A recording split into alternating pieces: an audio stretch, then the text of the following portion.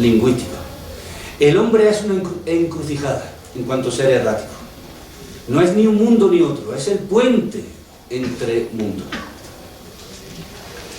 Arrojado a un mundo, se arroja ya hacia otro que todavía no es. Y eso constituye, como decía, una unidad en la heterogeneidad, una unidad discorde. Bien, el lenguaje nos dice que aquí hay una normatividad. Podríamos ahora filosóficamente depurarla un poco. ¿Y por qué no afrontar aquí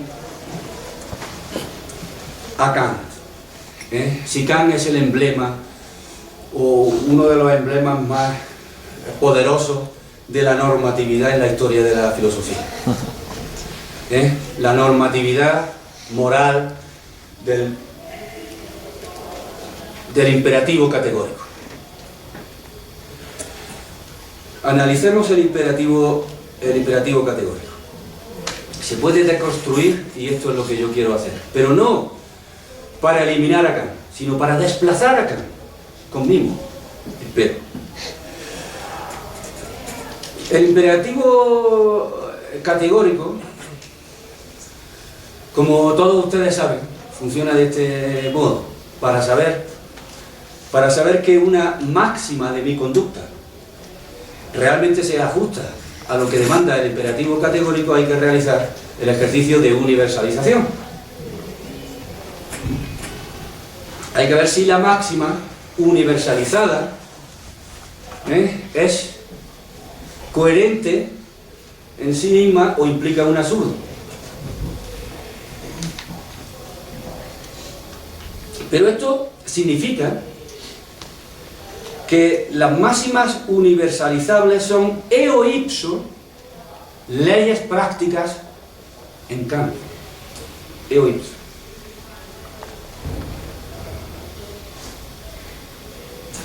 Pero se le podría decir a Kant, mire usted, para que sea universalizable realmente una máxima, es decir, para que se pueda afirmar como usted pretende, puedo querer X, hay que seguir el camino de la negación de una prohibición. El imperativo categórico solamente prohíbe, no mientas. Por ejemplo, para afirmar positivamente en la vida, voy a tener el coraje de decir la verdad, aunque esto me cueste la vida, hay que negar la prohibición y decir, no solamente no voy a decir, no voy a mentir, sino que negando esto voy a decir la verdad y voy a dar mi vida por ello. Hay un fondo noble en todo eso si se lleva a Kant a este extremo.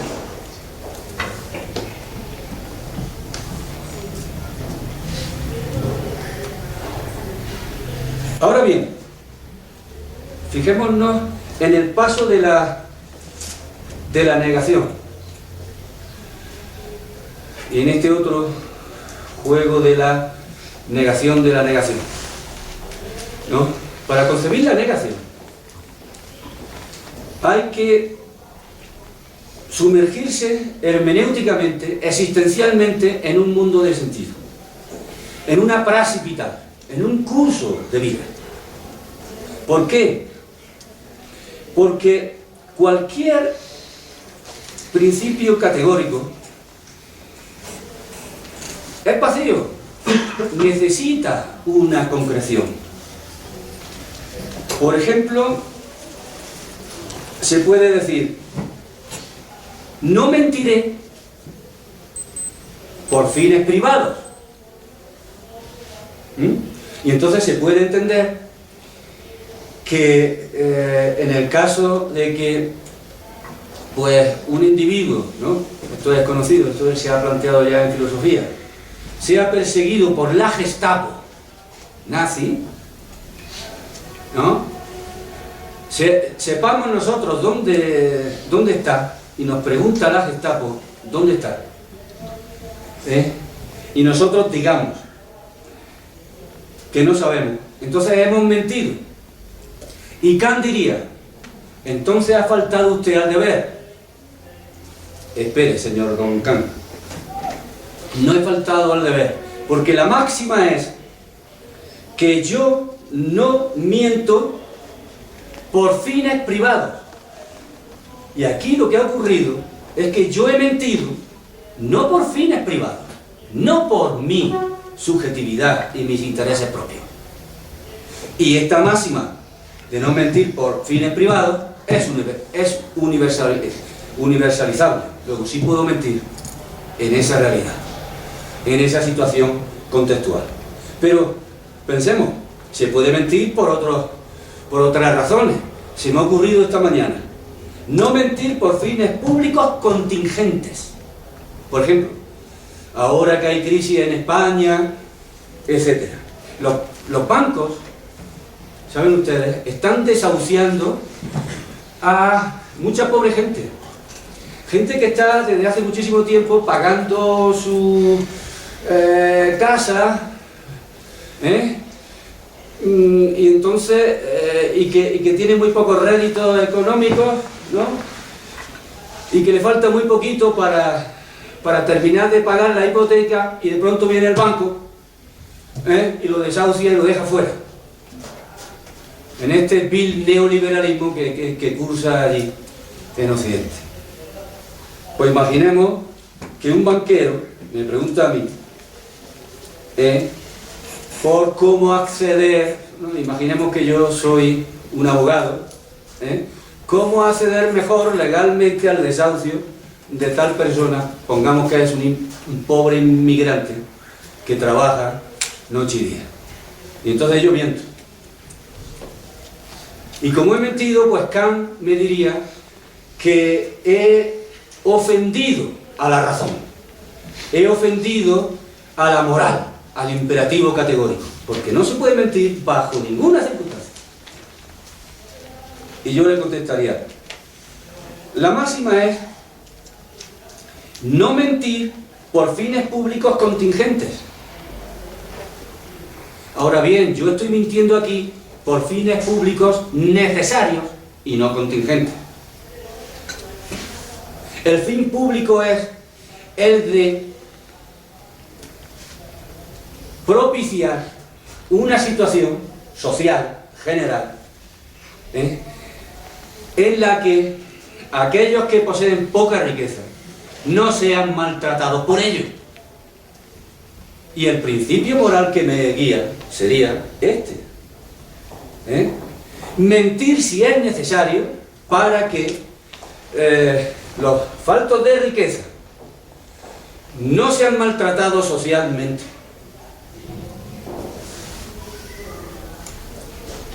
Si esto es así, entonces podemos decir que la concreción del imperativo categórico, pongamos este caso de no mentir o decir siempre la verdad,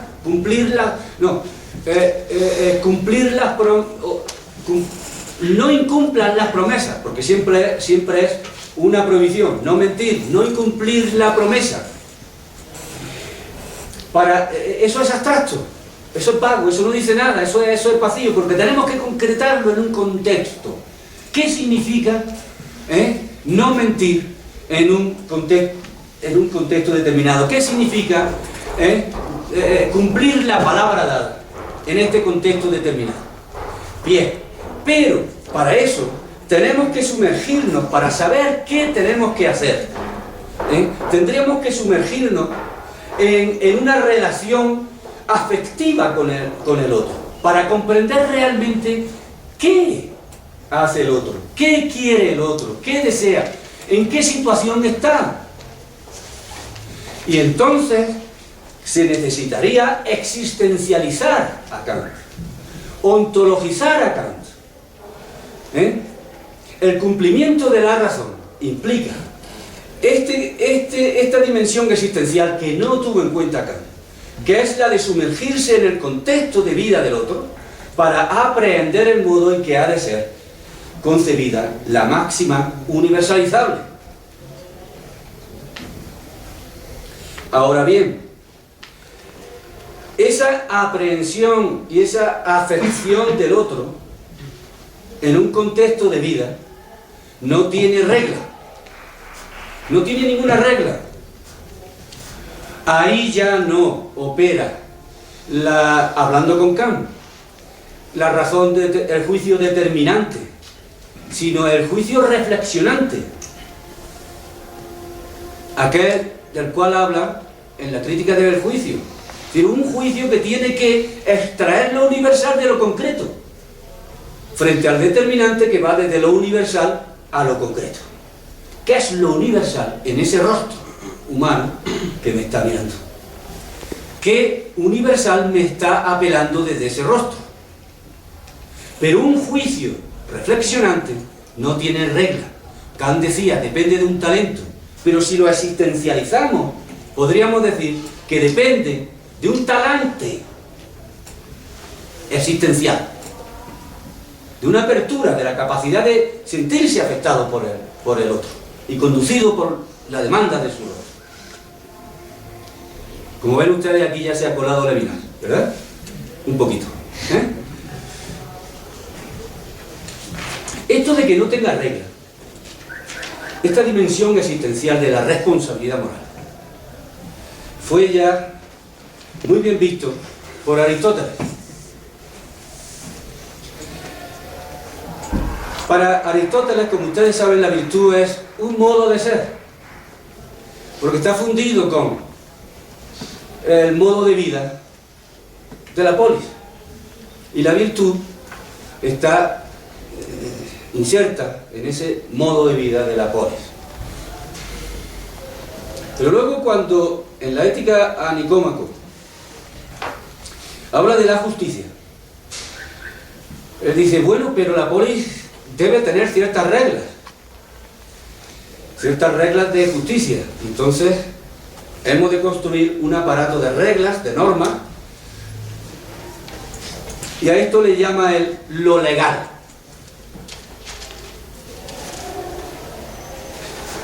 Y después, esto está en el libro quinto, parágrafo 10 de la Ética a Nicómaco, dice, pero lo legal se me queda corto, porque se puede ser injusto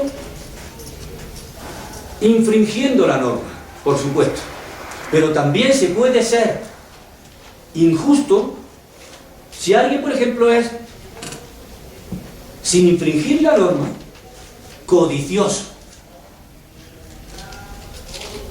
y lo quiere todo para sí, y al amparo de las normas incluso puede ocurrir que esa codicia tenga un buen futuro. Y aquí falta algo, hemos de añadir algo, que es, dice Aristóteles, lo equitativo, la equidad, epikeia. Qué bonito término, qué fuerte y qué potente. Epikeia.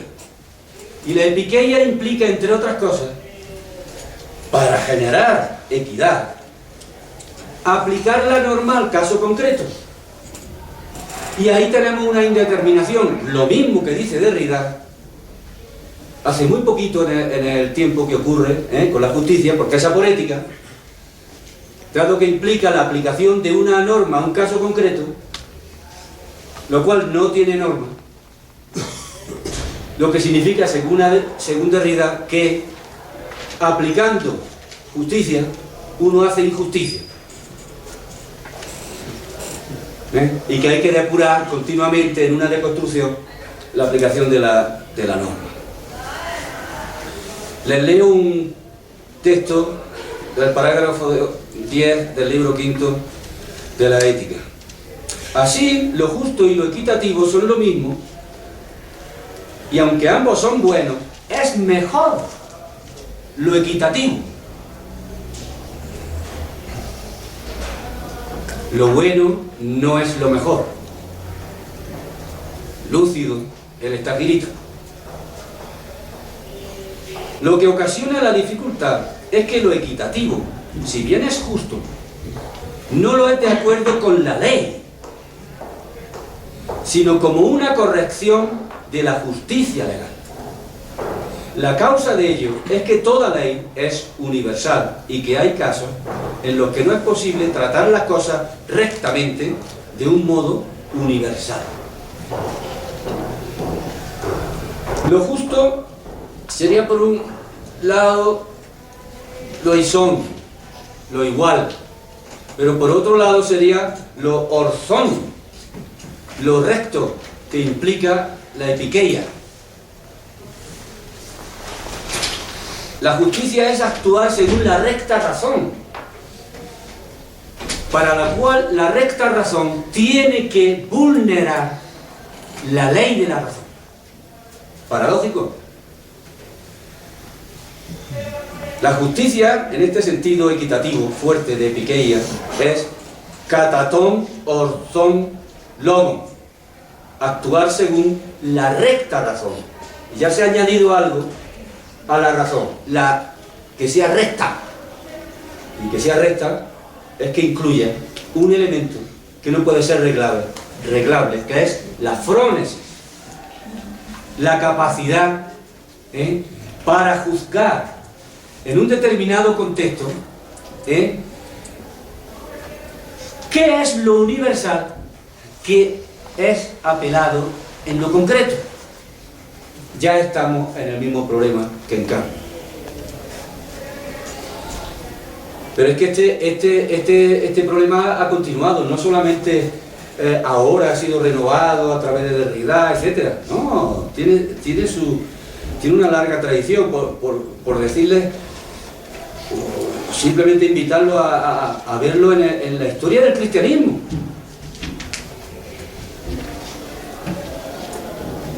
A esto que es irreglable, y que hay que colocar ahí, más allá de la regla, le llamaba San Agustín amor. Y Santo Tomás distinguía entre la ley natural y la ley divina. Es decir, al César lo que es del César, y a Dios lo que es de Dios. Quiere decir, hay un tipo de justicia que excede la justicia humana. Si entendemos ahora por justicia lo legal aristotélico. Pero es que luego Benjamin también dice que hay una justicia humana y que hay una justicia divina. Esto se puede rastrear en muchos lugares. De un modo no teológico, es como lo quiero abordar yo aquí. Entonces, sigamos. Hay que actuar con frónesis, con capacidad de juicio, con juicio reflexionante, utilicemos el lenguaje del autor que queramos, en un contexto determinado, para juzgar lo concreto y determinar una regla. ¿Qué implica esto? Esto implica ponerse en el lugar del otro. Y por tanto no ver el problema subespecie a eternitatis, sino verlo subespecie de la posible autodeterminación del otro, de la posible autorrealización del otro, subespecie del posible ser del otro, desde sí. Kant lo ve subespecie eternitatis, pero existencialmente habría que mirarlo subespecie de la posible realización existencial del otro. ¿Qué implica esto? ¿Cuál sería la normatividad del ser errático? Si integramos esta crítica acá, ¿no? El ser errático, por supuesto, no tiene una norma universal para el comportamiento. La norma de su comportamiento, siendo el tránsito y siendo el camino que se hace en el caminar, por recordar al poeta, en sus bellas palabras, tiene la norma más bien de un caosmos, de una situación que no es ni la de un caos, ni la de un cosmos absolutamente regido por reglas determinables y absolutas. La regla en un cosmos emerge en el movimiento mismo rizomático si ahora hacemos uso y nos apoderamos, ¿no?, de Deleuze y lo incluimos aquí. Eso significa que sí puede haber una normatividad, una crítica ética, pero en primer lugar esta crítica ética sería una crítica negativa.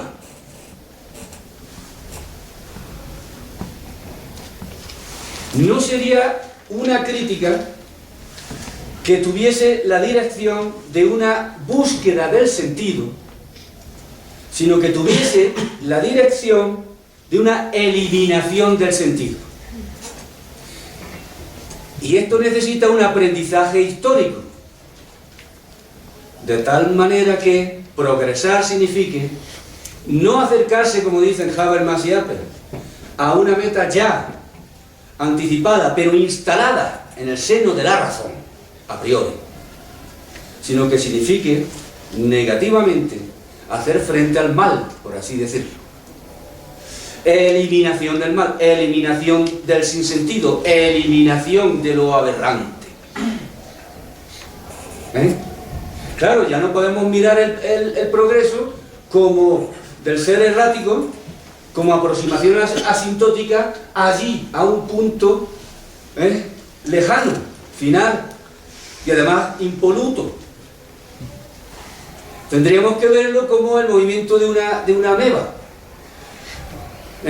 porque el rechazo de lo sin sentido, de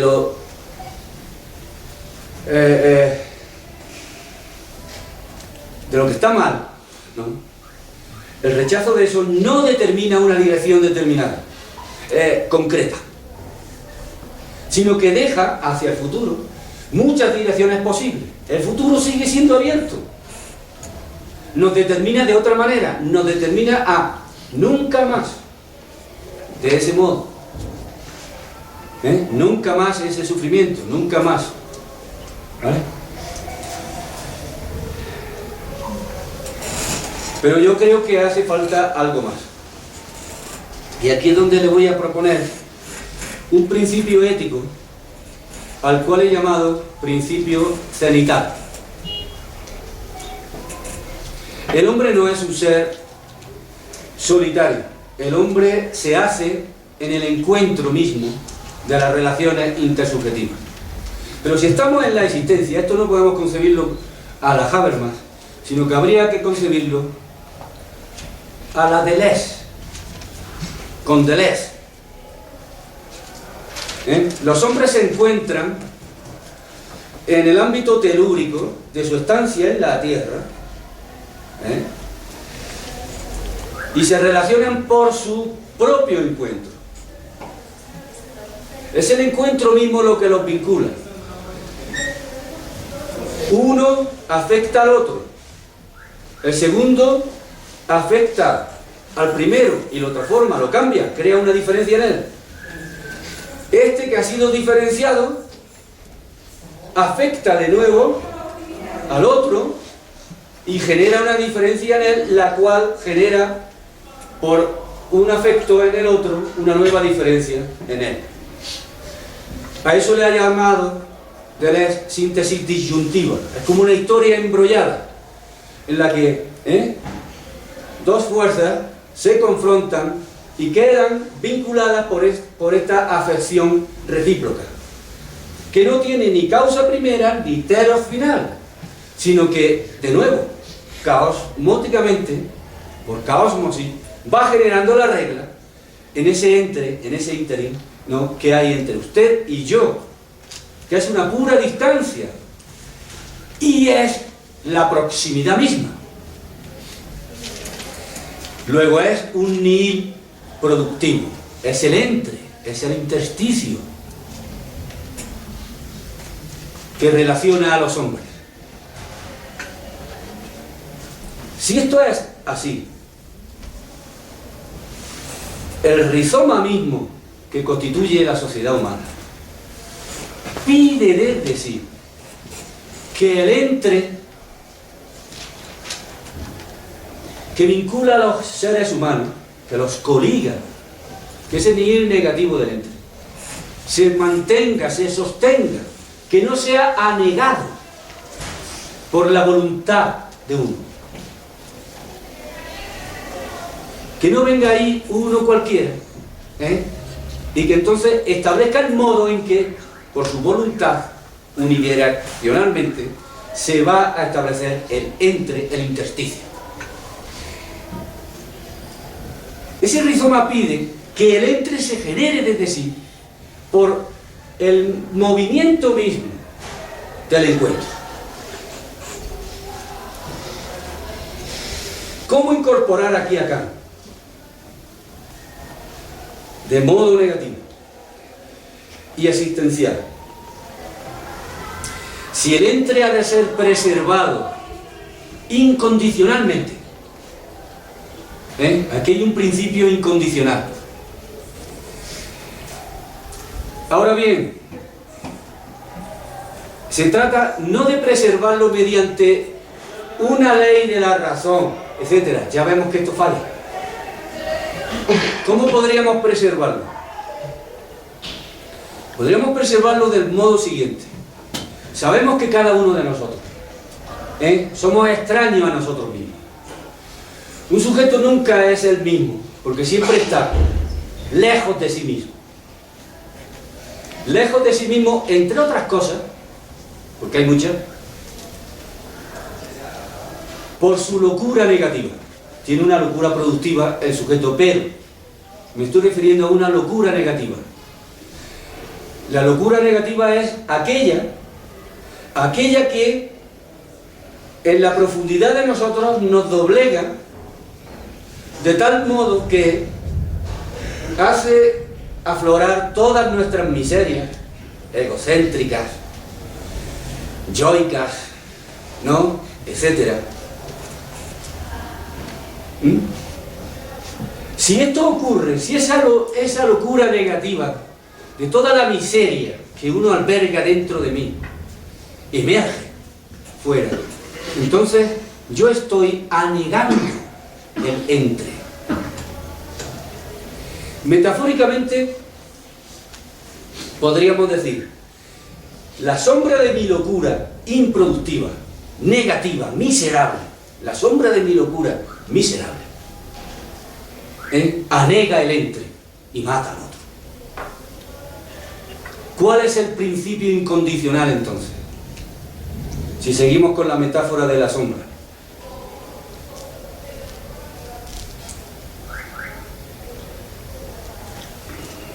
Hay un momento del día, se le llama el cenit, en el que la sombra coincide consigo mismo. Precisamente porque la luz recae verticalmente sobre uno. En la metáfora que estoy utilizando, esa situación humana sería la situación en la que el ser humano ha contenido toda su fuerza negativa, toda su locura negativa, de tal modo que ya no proyecta la sombra sobre el otro. Se puede intuir que esto es imposible, pero también se puede intuir que esto es una meta honrosa, infinita. El sujeto puede estar trabajándose a sí mismo continuamente a lo largo de toda su vida, sin lograrlo. La comunidad entera puede estar trabajando con ella misma, ¿no?, sin lograrlo a lo largo de toda su historia. Muy bien, pero está ahí el anhelo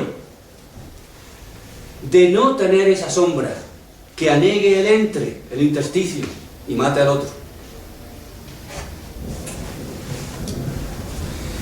Ese anhelo, que no tiene cumplimiento, que es como para hablar con Derrida y robarle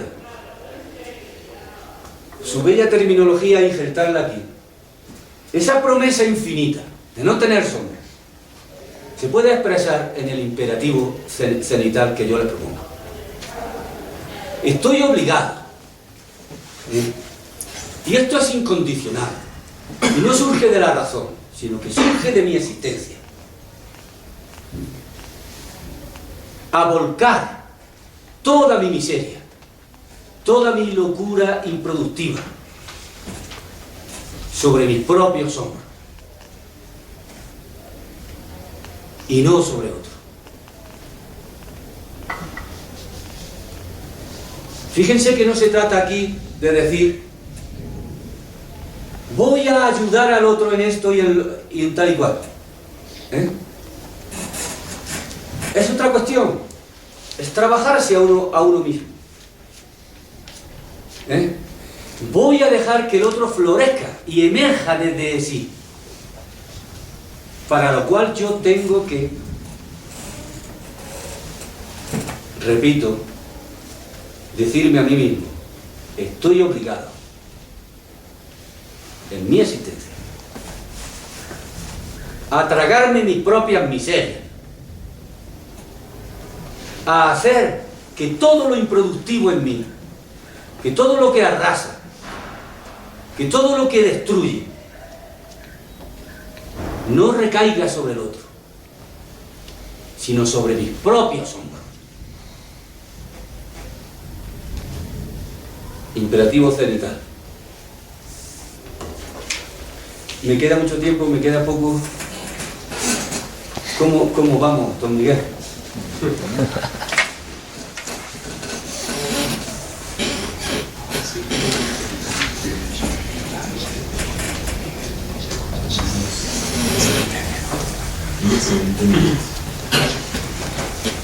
15, 20 minutos para todo. Para mí, después un espacio de... Ay, gracias. Se lo agradezco mucho. Porque ya me estoy emocionando. Y me gustaría transmitirle esto, entonces yo se lo pediría a ustedes, ¿no? Que no nos encerrara el fajo el ceñidero académico.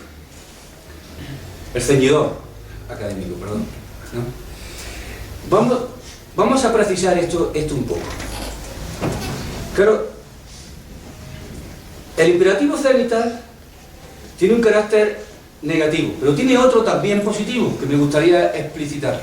Vamos a precisar un poco el negativo.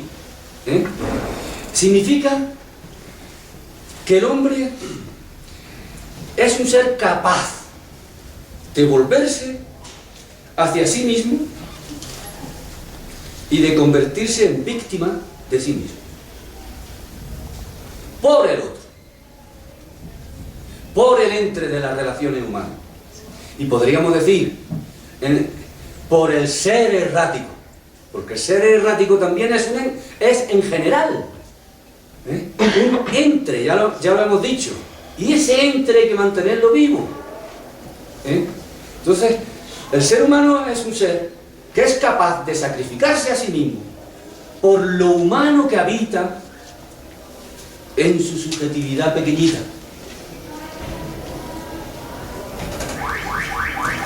El autosacrificio. El autosacrificio pertenece a la tradición grecolatina más noble. Es lo trágico, se da en lo trágico. Los griegos ya lo concebían así. El héroe trágico es aquel que, si realmente lo es, está dispuesto a vencer en su caída. Un héroe trágico no sobrevive a aquello contra lo que lucha. Un verdadero héroe trágico, en el sentido más originario de la tragedia griega, es el héroe que vence justamente cuando es destruido. Entonces aquí hay una ética trágica.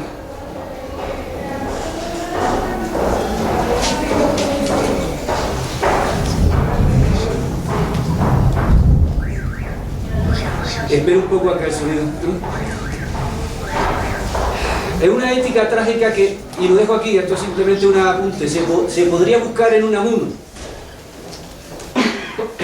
Unamuno dice, es que lo trágico siempre parece como algo que no sé, que descorazona. Ser trágico es como estar desesperado. Dice, no. Pero si ser trágico es como estar en tensión entre dos fuerzas y no irse ni a un lado ni al otro lado y mantenerse en esa tensión valientemente. El ser errático también incorpora esta dimensión trágica. No puede quedarse en la centricidad, porque entonces clausuraría el mundo. Y el mundo no merece eso.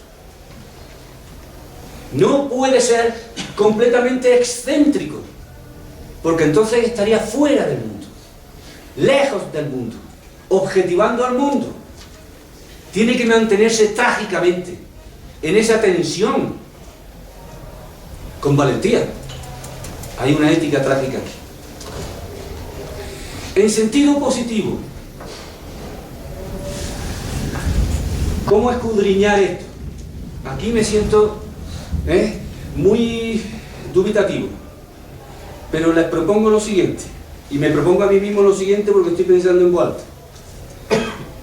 Jean Nabert, el excelente filósofo francés que escribió La experiencia interior de la libertad en 1924, también hacía sus malabarismos con Kant. Su fórmula era: la ley moral, el principio moral, es un momento en otro discurrir ético mayor, que es la promoción de la existencia. Hay un ejemplo. Si un individuo viola a una mujer y más tarde recapacita y dice, me he equivocado, puede hacerlo de dos modos. Puede hacerlo a la kantiana y decir, me he equivocado porque he incumplido una regla, fríamente. O puede decir, me he equivocado porque he infringido una regla, pero es que al infringir esa regla, madre mía, no he estado a la altura de mí mismo. Este estar a la altura de sí mismo es estar en la existencia, porque la existencia nunca es. Y aquí se podría tomar a un poquito de Nietzsche, que no pasa nada. No es simplemente una voluntad ahí, un conjunto de fuerzas. La voluntad que rige la vida es voluntad de autosuperación, de expansión, de crecimiento. La existencia ya lleva un movimiento implícito hacia el plus. El ser, podríamos decirlo heideggerianamente, el ser implica un ímpetu a ser más. Y Unamuno lo decía, ser es serse, pero serse es ser más. Sí, la existencia no es neutra nunca. En esa promoción de la existencia, hablando ahora ya en lenguaje de Jean Nabert, el cumplir una regla o no, eso es un momento nada más. Un momento necesario, de acuerdo, pero no constituye la esencia de lo ético. La esencia de lo ético está en estar a la altura de sí mismo, es decir, en cumplir las expectativas que esa existencia creciente ya me está demandando a mí como existente.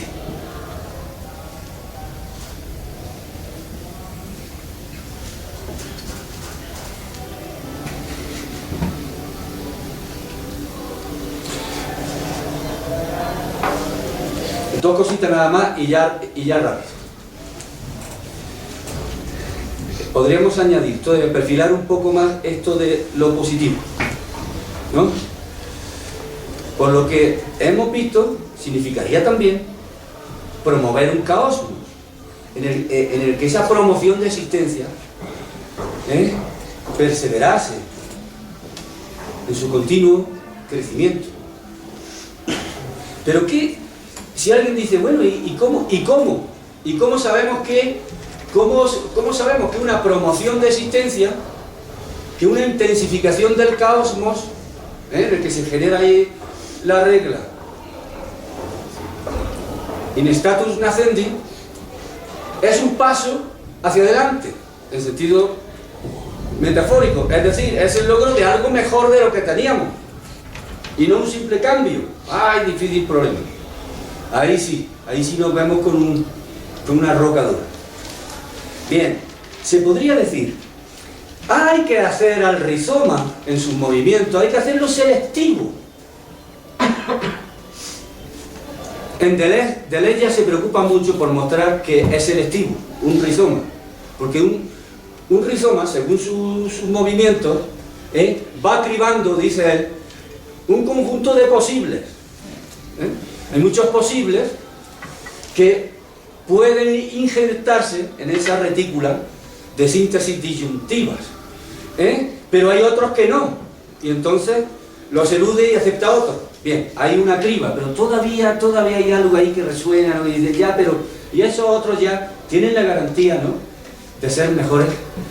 No, es que han entrado, es que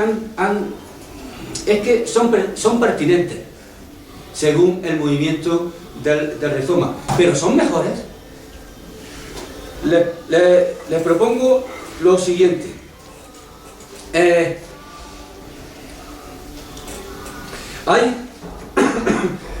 Hay una relación entre el mundo y el hombre que Kant concibió, y aquí podríamos transformarlo también existencialmente, en términos de síntesis trascendental de la apercepción. La experiencia que viene de fuera no sería experiencia humana, sino simplemente experiencia ciega, si no hubiese un cogito, un acto de captación de esa experiencia que es la apercepción, de tal forma que entre el exterior ciego y la captación, en esa síntesis de la percepción trascendental,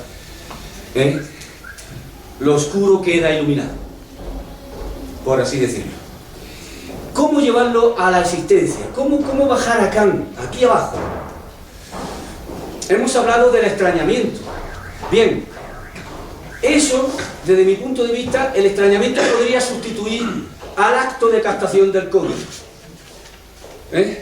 Y lo que proviene de fuera en Kant, con los sentidos y todo eso, ya no sería simplemente algo que se reduce a sentidos que después conforman un hecho, sino es el acontecimiento. Cuando el ser humano se extraña ante lo que lo rodea, hace emerger al mundo de su silencio, porque lo levanta de su carácter de cosas, de hechos,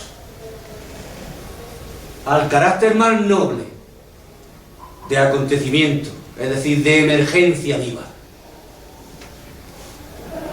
Solamente puede haber acontecimiento si hay extrañamiento.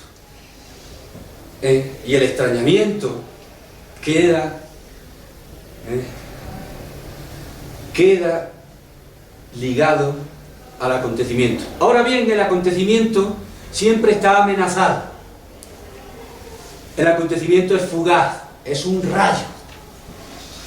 Todo lo que acontece no es como los hechos que pueden permanecer ahí, ¿no? Porque el acontecimiento no es acumulable, no es cuantificable. El acontecimiento está ahí mientras vibra, y vibra mientras está el extrañamiento. Pero si el extrañamiento desaparece, el acontecimiento muere. Luego el acontecimiento es, al fin y al cabo, una emergencia que está amenazada de muerte en su propio nacimiento. Ya lleva la mácula de la muerte en su generación. El acontecimiento, podríamos decir, pide al hombre un advenir, pide al hombre una continuidad. Si muere mi madre, que no ha muerto todavía, espero que no muera en mucho tiempo, ese acontecimiento, que es como el rayo, pide un advenir en el recuerdo, etc. Si hemos presenciado algo maravilloso, etc., ese acontecimiento maravilloso pide un advenir al hombre, ¿no? El hombre ya se ve reclamado, y aquí hay ya un impulso ético, se ve reclamado a darle cobijo al acontecimiento, a otorgarle ese porvenir. ¿Y cómo lo hace el hombre? El hombre lo hace compartiéndolo con el otro en la comunidad. El acontecimiento es lo que se incrusta en ese intersticio entre los hombres, en ese intersticio que constituye al ser errático. Se incrusta ahí. El acontecimiento no es de nadie, no pertenece a nadie. Que algo sea maravilloso, eso no pertenece a nadie. ¿A quién pertenece entonces? Al entre de los hombres, hay que colocarlo ahí, ¿no? Entonces hay un segundo principio ético que matiza al principio cenital, que es el principio de que el movimiento rizomático y errático de los seres humanos en comunidad esté vigorizado desde el interior por esa promesa que uno le hace al acontecimiento de otorgarle un porvenir, que el entre no se anegue de hechos, de objetos, de cosas, que el acontecimiento no muera porque está amenazado. Ahí ya tendríamos un principio selectivo. He aquí una sociedad como la occidental, Europa, hoy, no, que solo alberga en el entre de los hombres, si es que lo hay, cosas. Una sociedad que fue tan grande, una civilización que fue tan grande, en tiempos de los griegos, que podían compartir todo aquello de lo que hablaba Pericles en el discurso fúnebre, cuando decía él que no se trataba de Atenas, de lo que tiene Atenas, de su riqueza, sino de lo que es Atenas, y de que es una idea, el acontecimiento de Atenas, preservar el acontecimiento de Atenas. Y ha llegado a esto, miserablemente, a un vacío existencial, en virtud del cual lo único que hay entre los hombres son ya cosas y objetos. Ya no hay porvenir para el acontecimiento. Desde ese punto de vista ya se podría criticar a Occidente. No es ha devenido algo innoble. Ni siquiera es rizoma, y ya no tiene acontecimiento que compartir. Por eso está tan vacío. Bueno, pues ese acontecimiento de procurarle un advenir es al acontecimiento, valga la redundancia, o de otro modo, es imperativo de procurarle al acontecimiento un advenir, ¿no? Es una promesa infinita. Y esa promesa infinita, para definir un poquito más, ¿no? Y aquí acaba, establece ya desde sí mismo, no desde la razón, un tipo de relación entre los hombres. La amistad. ¿Por qué la amistad? Porque si nos vamos a la fuente griega, ¿no? Pues sabemos que lo que constituye la relación en la polis es la filia, que es algo muy profundo, que no es simplemente, ¿no?, tener un compañerito o una compañerita aquí para no estar solo. No. Es esa vinculación que liga profundamente a los hombres, desde la fisis misma. Amistad, en ese profundo sentido. Y puesto que procurarle al acontecimiento por medio de la amistad es algo infinito, implica una espera infinita. Esta espera infinita es la esperanza. Gracias.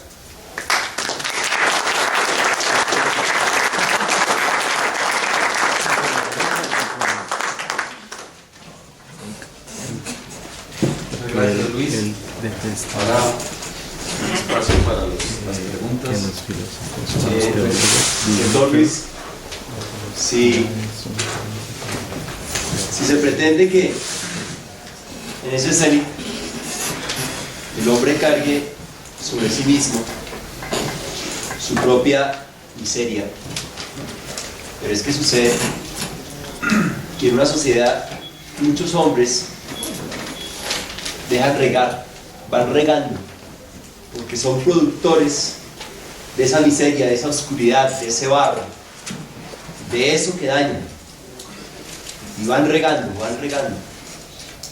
a veces porque ellos quieren, y a veces, un poco desde Freud, a veces porque está dominado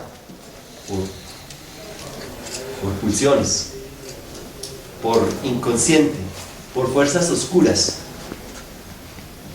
¿Cómo que este hombre cargue sobre sí, no riegue, si a veces no lo puede hacer, si a veces todo eso es tanto en sí mismo que va botando, que va regando, que va esparpajando, que va untando por doquier, y en ese untar a veces es porque quiere y a veces porque ya no puede tapar, sellarse, sino que eso explota como un volcán, su maldad. Yeah. Una pregunta, sí.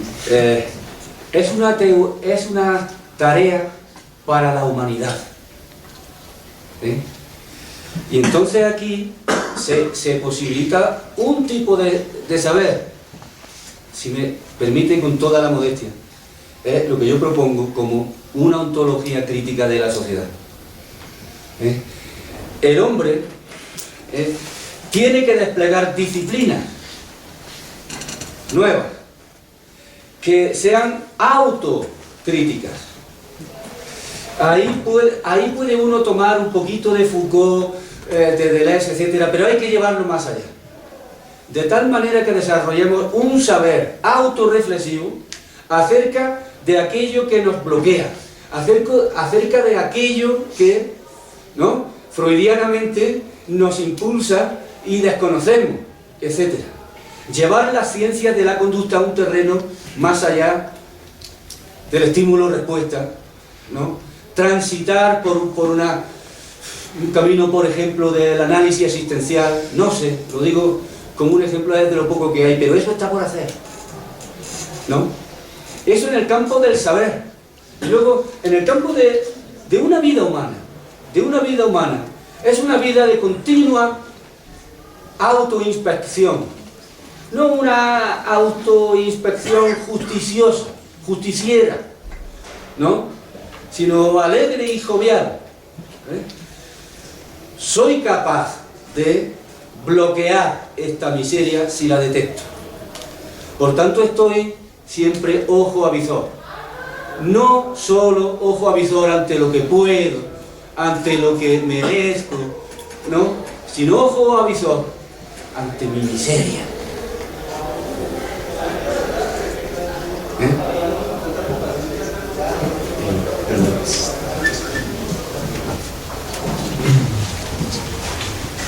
Bueno, en el mismo sentido, ¿cómo puede el hombre distinguir lo propio de lo otro, de lo que es del otro, ¿no? Pues aquí, siguiendo con el ejemplo que usted ponía del violador, hay que ver al otro, pues será un poquito polémico o no sé.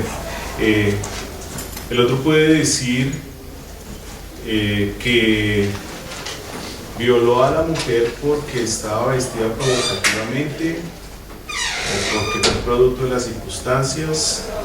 Es decir, ¿cómo hace uno para asumir todas esas variables, todas esas situaciones y encontrar con lo propio.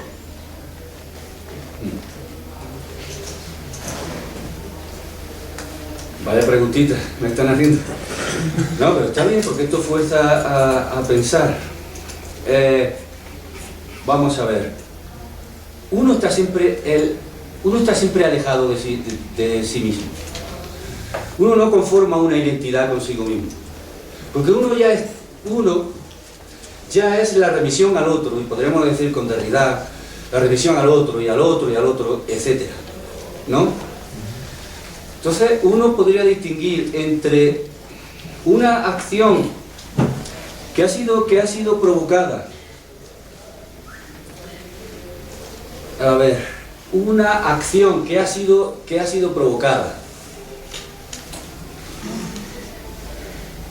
Es que ahí está la cuestión, porque nosotros tenemos también en nuestro contexto varias situaciones a las cuales se les atribuye la culpa o la responsabilidad, comillas, al otro, ¿no? El otro es guerrillero, sí, hay que desaparecerlo; el otro es narcotraficante, hay que desaparecerlo; el otro está ocupando unas tierras que me interesan, hay que eliminarlo.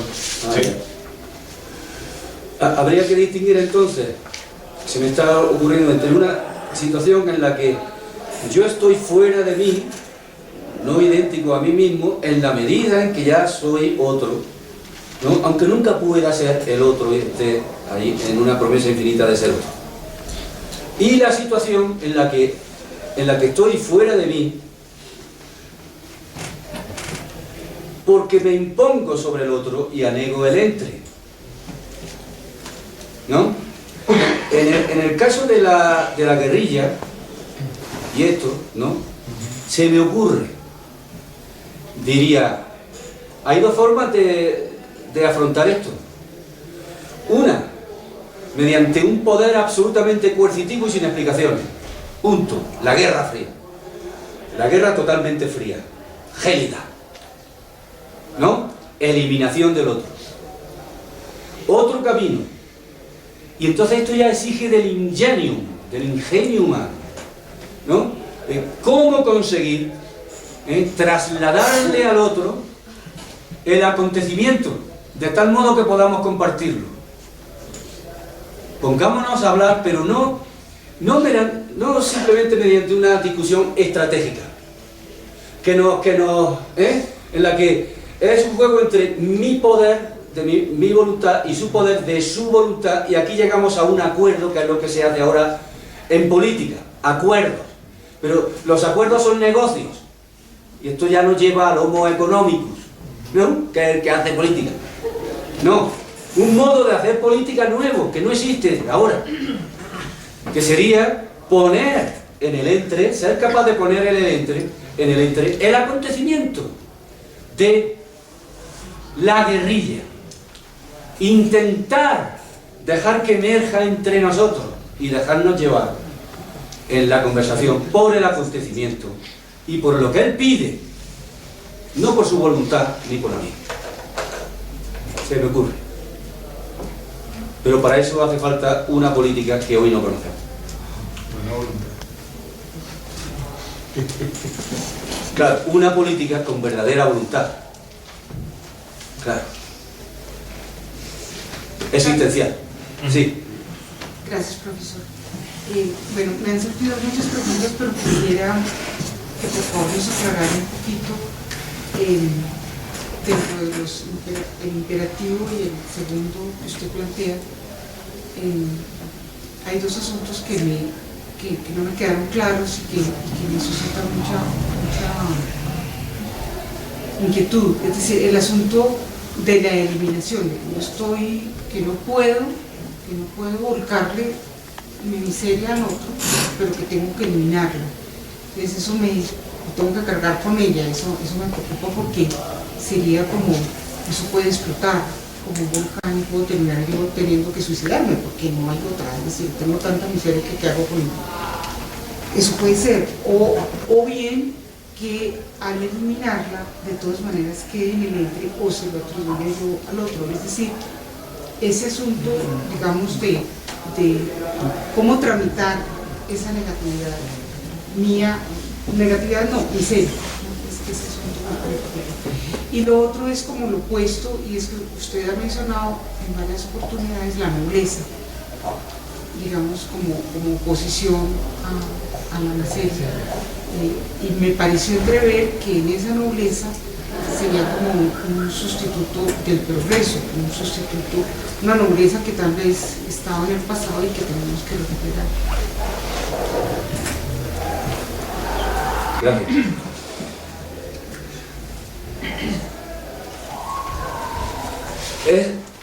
El imperativo cenital fuerza a una constricción, ¿no?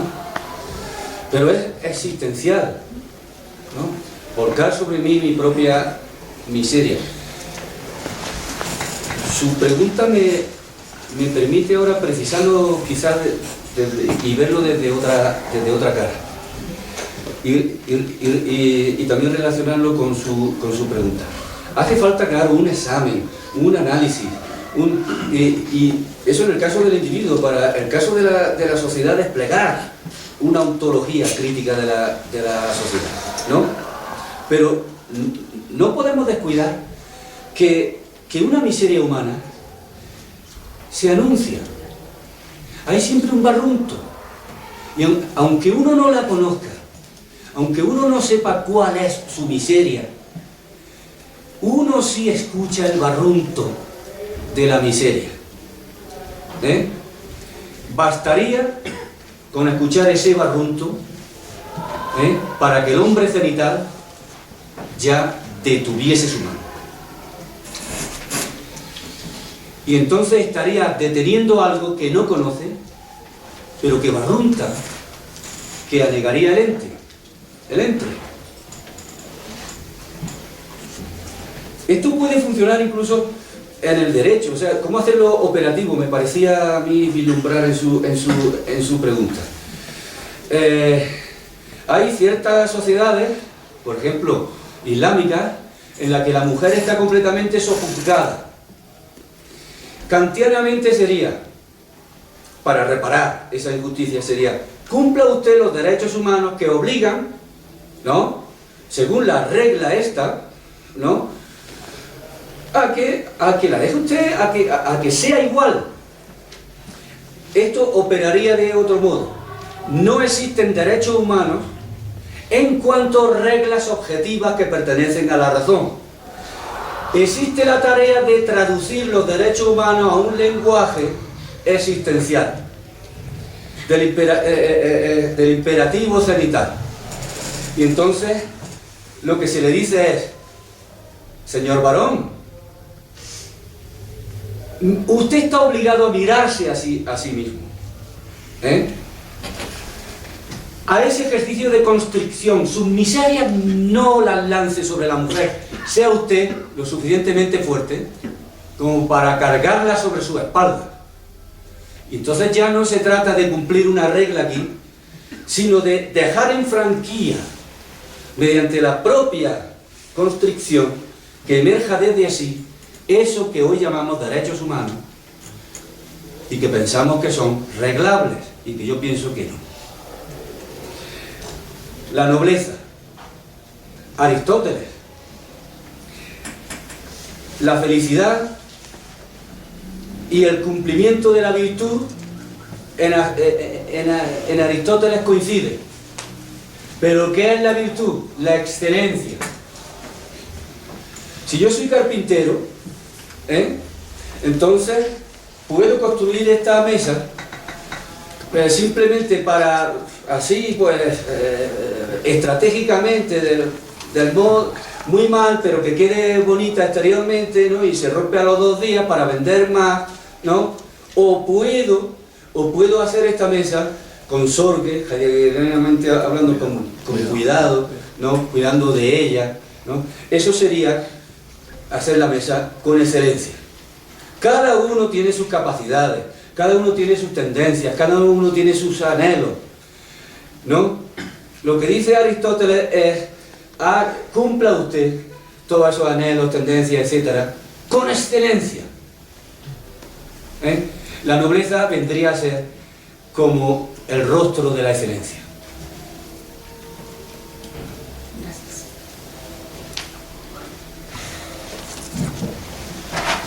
Yo lo que veo es una propuesta a pensar la ética más desde el mismo hecho de existir, al mismo hecho de pretender en el juego ético racionalizar, y más por leyes de estatutos universales.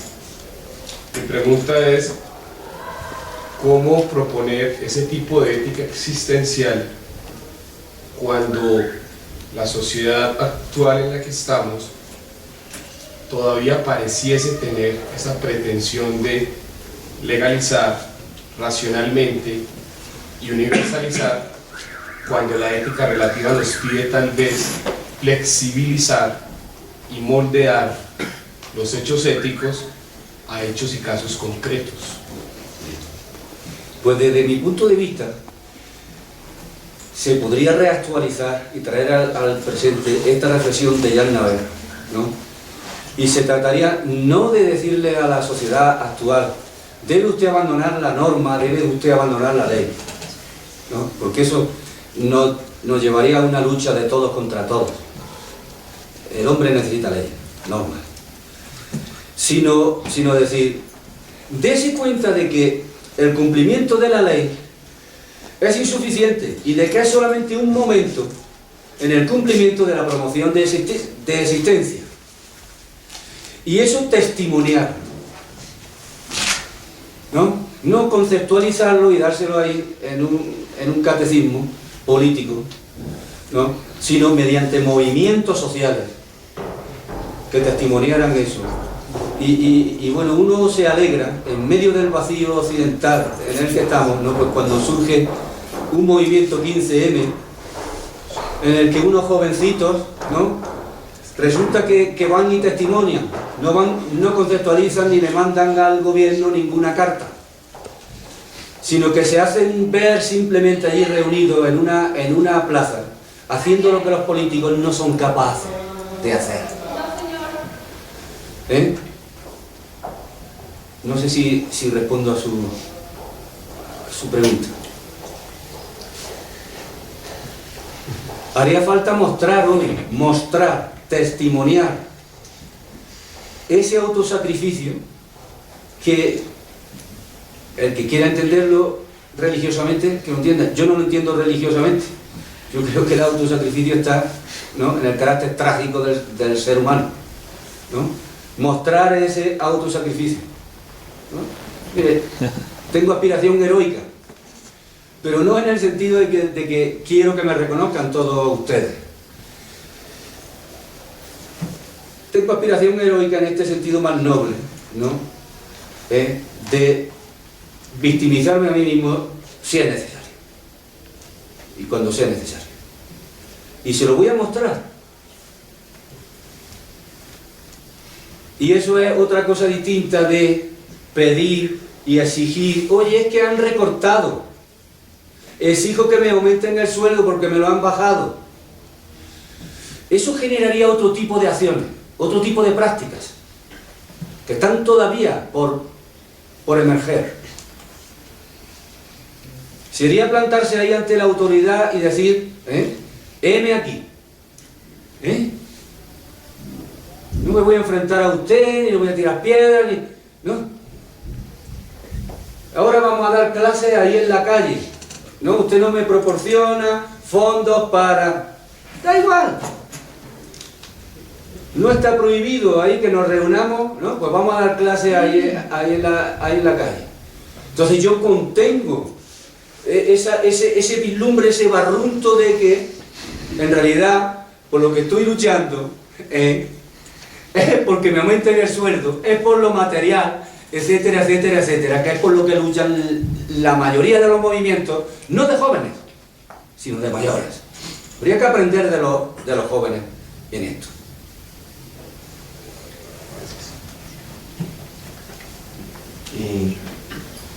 Tengo dos cuestiones que comentar. Una, ya un poco lo ha tratado, es cómo revivir esa sociedad muerta, estática, esa sociedad cosificada que obviamente está dada solo por cosas, como usted explicaba. Cómo revivirla, que pueda haber el acontecimiento, para que en ese acontecimiento, y su segundo principio ético, para que el advenir del porvenir se dé. ¿Cómo revivirla? Permita el acontecimiento, para que permita al ente, para que ese mi positivo se genere. Eso sería uno. La segunda, ¿cómo serían entonces las normas o cómo serían los principios de la justicia desde la visión derrideana, de una concepción de justicia particularizada? Porque para mí, en lo que usted ha venido explicando de la justicia particularizada o concretizada, ¿sí? Entonces me parece que la norma, entonces, no, como que se desvirtúa, como que desaparece, pero parece que entonces no debe desaparecer. Pero debe ser una justicia entonces a los casos particulares, pero ¿cómo sería eso? Entonces, ¿cómo sería esa justicia o esas normas? Son esas dos cuestiones. Gracias. Bueno, Luis, un minuto, ya se nos agota un poco el tiempo. Escuchamos la otra pregunta y finaliza. Sí, padre. Usted ha notado en lo que va esbozando de una ontología crítica de la sociedad por hacer, y ha hecho pues muchas alusiones a diferentes autores, entre ellos a Kant, la racionalidad ética en Kant, y también el deseo suyo de bregar a aterrizar a Kant a una dimensión existencial. Pero también a través de todo lo que nos ha expuesto, yo no sé si yo percibo mal, pero como un deseo de mantener la tendencia que yo me atrevo a decir general, moderna, de varios siglos acá, de que el gran principio de todo este cambio es en definitiva el individuo. ¿Cómo hacer para que ese individuo precisamente salga del centro y se extravíe? Precisamente si es tan tremendamente individualista. Gracias. Muy precisa e interesante la pregunta. ¿Cómo hacer emerger el acontecimiento? Por experiencia, por pasos. El problema que tenemos hoy es quizás que hay mucha gente, muchas personas que experimentan esto, pero no estamos conectados ni estamos bien organizados. No hacemos rizomas, no nos vinculamos. Habría que establecer el vínculo por medio, claro, como he dicho, por medio de la amistad en ese sentido profundo griego, por medio de la filía, porque batirnos cada uno solo desde su lugar contra todo esto es imposible. Eso es lo único que se me ocurre ahora. La justicia particularizada no sería renunciar a la norma. El hombre no puede renunciar a la norma. Aquí yo creo Derrida ha dado en el clavo en su concepción de la justicia, una justicia infinita que necesita primero de la norma y necesita también de la aplicación de la norma, y que ve que la norma y la aplicación de la norma son contradictorias, porque la aplicación toca lo singular y la norma siempre anula lo singular. Luego hacer justicia implica hacer injusticia, pero ahí viene el movimiento de reconstrucción, mostrar esa disparidad entre regla y caso, y entonces forzar a la norma a que se transforme mediante una deconstrucción, y esa, bueno, pues perdurará un tiempo, ¿no?, mientras sirva, pero estar sobre ella y hasta que llegue el momento en que haya que deconstruirla de nuevo, en un proceso infinito, en una esperanza infinita. respecto a lo que usted dice, esto es muy interesante. Me gustaría invitarle a usted a considerar que en todo lo que he dicho hay una disolución del individuo, un intento de trascender la filosofía del sujeto o el pensamiento del sujeto que nos atenaza desde la modernidad. El hecho mismo de que el hombre sea ser errático quiere decir que no es una unidad consigo mismo, no es un sujeto cartesiano. Él está escindido, está desgarrado entre un mundo al cual pertenece y otro que adviene. Luego es dos, es heterogéneo en sí mismo, ya no es un individuo tal y como lo ha concebido la modernidad. Pero profundicemos un poco más y se dice, bueno, al fin y al cabo es un individuo, ¿no? Un individuo quizás esquizofrénico, pero un individuo. No, pero es que el ser errático no es un individuo. El ser errático es la comunidad humana. Y la comunidad humana es la que realmente es errática y es puente. No puede existir el individuo sin el otro. Y en la relación con el otro emerge ese puente. En tal relación, regida por el entre, entonces ya no hay individuos. Porque la relación no es la suma de los individuos que están relacionados. Es algo mayor cualitativamente que la suma de los individuos que están relacionados, a saber, el entre, que son todos, pero ninguno. Con lo cual, el sujeto, para tenerse a sí mismo, tiene que desprenderse de sí en el entre de las relaciones. Aquí se ha disuelto, me parece a mí, modestamente, ese sujeto egocéntrico que nos viene amenazando desde la modernidad. Luis, muchas gracias. Gracias a ustedes.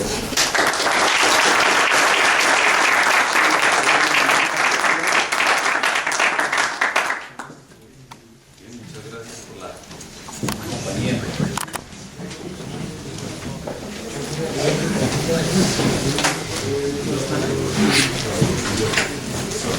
Excelente, ¿no? Hay una. Está bien, está bien. Le hizo.